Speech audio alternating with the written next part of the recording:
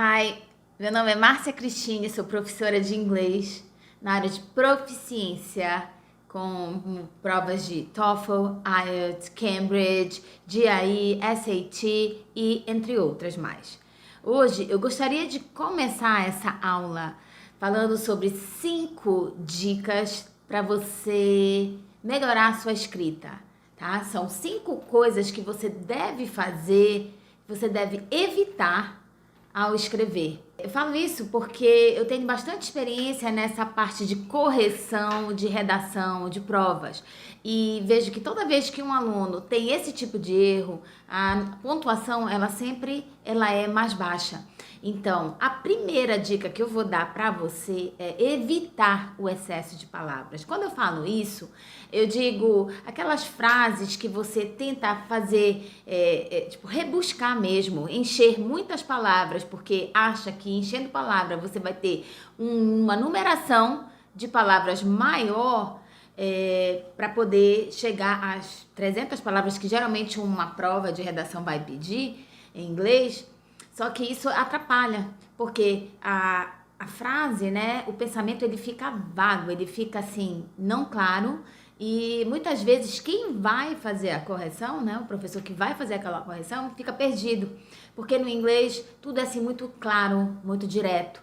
Então, eu vou dar aqui um exemplo de uma frase para você entender o que eu tô falando. Eu tô falando assim, tente ser direto, é praticamente isso. Evite o excesso de palavras. A frase que eu tenho aqui é I bought a dog for the purpose of providing me with companionship. Isso, se você parar para analisar, existem várias palavras para dizer o quê? Dizer I bought a dog for companionship. A frase está bem mais reduzida, bem simples e direta. E é exatamente isso que você deve fazer quando você vai escrever uma frase em inglês, um pensamento, uma ideia. Não coloque muitas palavras, porque ao invés de se fazer entender, você faz com que a pessoa que está lendo não entenda o seu pensamento. E eu falo isso principalmente para você que é brasileiro, fala português como eu. A gente tem essa mania de encher uma frase de palavras, assim, pensamento, muitas ideias, e acaba que a gente se complica, confunde mesmo. Então, no inglês, seja direto, tá? A outra dica que eu dou pra você é jargão. Não use jargão. Em prova, em redação, na escrita do inglês, evite esse tipo de linguagem. Por que eu falo isso? Porque isso aí é uma coisa mais assim, mais específica. Existem jargões em todas as áreas, cultura, na parte de saúde, na parte de tecnologia. Eu vou usar aqui um exemplo para que você entenda o que eu estou falando. Por exemplo, existe um jargão que se fala boil the ocean. O que seria isso? Quando eu falo que uma situação, que eu tenha que fazer algo, vai requerer muito tempo, tá? Isso aí é boil the ocean. Vou fazer o exemplo da frase.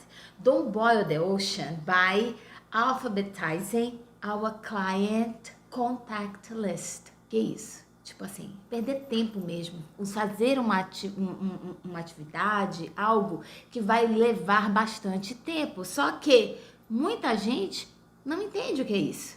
Talvez a pessoa que esteja lendo também não entenda. Porque jargão, muitas vezes, se isso acontece dentro de um campo, né, tipo de trabalho, se é entre amigos, se é entre profissionais da mesma área, não necessariamente a pessoa que vai corrigir a sua prova sabe o que você está falando. Então, evite fazer isso, tá?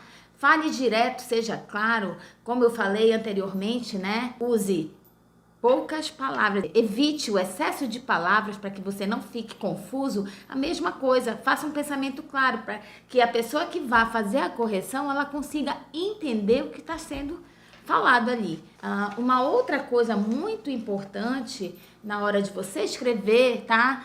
Eu falo de redação porque geralmente a gente prepara o aluno para a prova de redação, só que existem outras coisas, não só redação. Tem e-mail, tem carta, tem tese mesmo, muita gente fazendo, precisando fazer um resumo de algo. Então, enfim, uma prova de escrita é necessário que você não seja redundante. Não fique falando a mesma coisa várias vezes. Isso, além de confuso, fica parecendo que você não não tá nem acreditando na pessoa que tá lendo. A pessoa que tá lendo ali tá, meu Deus, aquela pessoa fica me falando a mesma coisa como se eu não estivesse entendendo. E acaba que quem tá lendo não entende mesmo. Parece que você fica dando voltas falando a mesma coisa. Fica aquele blá, blá, blá, que fica cansativo e a pessoa que vai ler a sua redação, ela vai cansar e ela vai cortar. Aquilo ali não vai ser considerado. Então, evite a redundância, tá? Na escrita.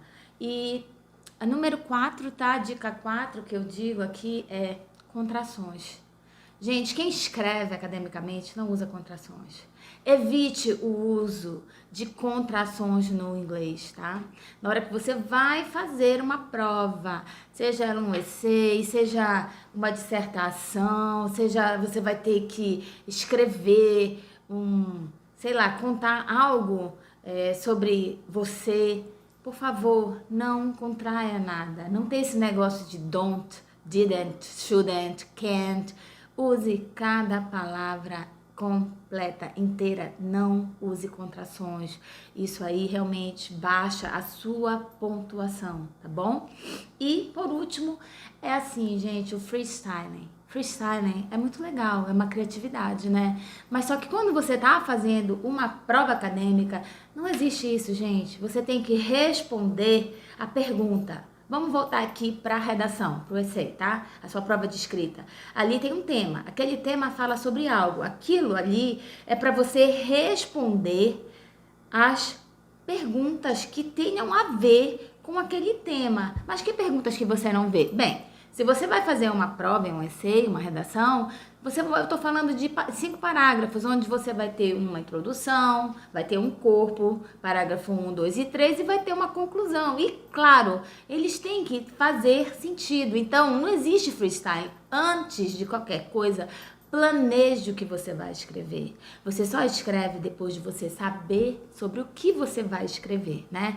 Então, é muito simples. Essas são dicas básicas para você evitar de fazer na hora que você vai escrever no inglês. E claro, isso só vai ajudar você a ter uma boa pontuação, seja na sua prova de redação, seja na sua apresentação escrita, talvez até para um emprego. Agora sim, se você acha que você gostaria de saber mais coisas como melhorar a sua escrita, não esquece de seguir o canal, deixar um like aqui nesse vídeo e também, para qualquer pergunta, faça aí um comentário do que você gostaria de saber. Eu posso ajudar você.